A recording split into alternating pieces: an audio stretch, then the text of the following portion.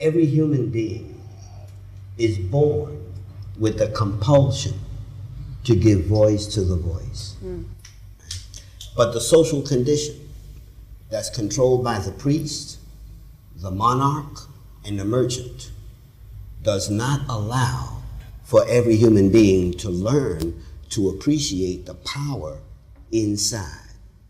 So then the poet comes along to give voice to the voice, and on behalf of those who can't or didn't dare or were conditioned away from realizing the power and the beauty in themselves. So like with the New Yorican movement, that had to come, right? Because there was no Puerto Rican literature being manifesting in New York, except from the point of view of the island, right? But not from the point of view of the people here. So the influences that are at work here gave rise to those who had to. What Jose and I represent is a generation of people who converged more or less at the same time, and because of what New York is, in the same place. I think particularly for students, when I'm working with students who want to be writers, it feels really important to me that they don't just want to be writers because they want to be published by Random House. Yes. What feels important to me is that they possess knowledge, that they are given a lineage of knowledge that comes at them, and that involves an enormous amount of reading, it involves an enormous amount of thinking, it involves an enormous amount of putting ideas on the table, figuring out what those ideas are, clarifying them, convoluting them, distorting them, and then allowing the students to sort of take it back and say, now I'm a writer. Now I can be a writer because I've learned something about the wider field of knowledge that's out there. I realize that there is a context to being a writer. There's a context to what we do.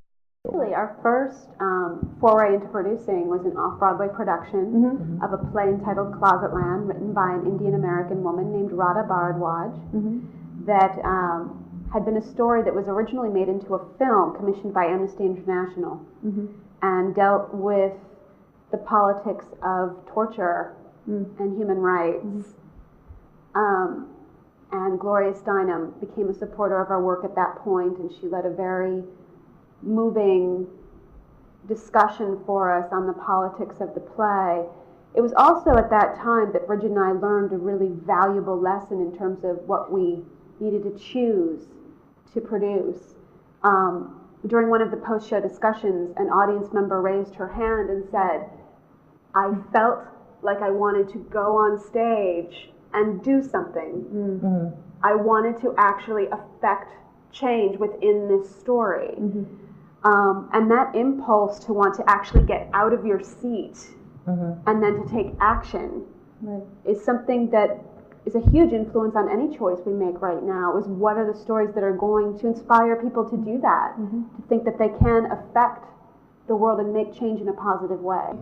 I think that people who are afraid to write shouldn't write anyway, because they don't because the deal is that the pen is much mightier than a sword or a bullet, and when you pick up that pen and you write, you're taking a position, and that position could be considered dangerous by conservative standards or by the powers that be. But that's just that's something you just have to deal with. And I mean, I have never once quailed or quivered or shivered or hesitated to express really what I felt. When I pick up my pen, it's like that's freedom. Yeah, you don't censor yourself. No, I'm not gonna censor myself. And when I had a piece that was censored on the deaf poetry thing, and I knew it was going to be censored. I knew it wasn't going to be played because of the simple reason HBO is HBO, and that's a part of the FCC, and the FCC is a part of the government. And even though America gives you this impression, oh, you can say you got your First Amendment, you can say whatever you want to. That's not true. It's not true.